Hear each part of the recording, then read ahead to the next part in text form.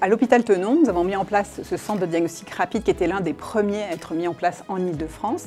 Et ça permet aux patientes, lorsqu'elles ont soit une anomalie clinique, soit une anomalie radiologique détectée lors d'une mammographie faite en ville, de pouvoir voir l'ensemble des praticiens qui vont s'occuper d'elle. Généralement, la patiente arrive d'abord en imagerie, la manipulatrice fait la mammographie. Souvent, nous avons déjà une première mammographie initiale.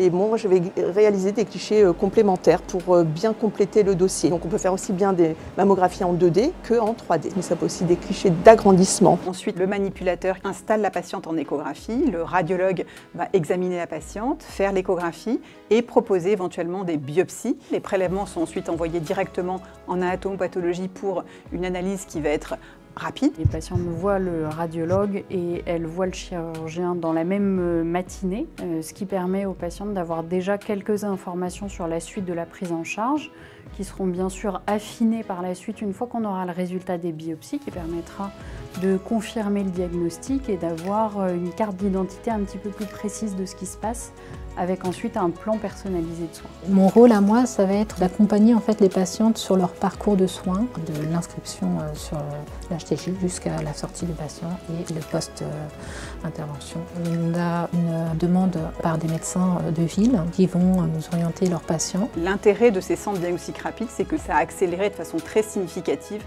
les délais entre le diagnostic de cancer du sein et le traitement proposé. L'hôpital Tenon, c'est vrai que c'est un des premiers centres en Île-de-France à avoir proposé ce type de prise en charge et ça permettait aux patientes d'accéder facilement au centre expert de scénologie et donc d'avoir finalement une prise en charge avec les dernières innovations, que ce soit sur le plan chirurgical mais également sur la radiothérapie et les protocoles d'oncologie, de chimiothérapie. On doit avoir vu à peu près 10 000 patientes depuis son ouverture il y a une dizaine d'années.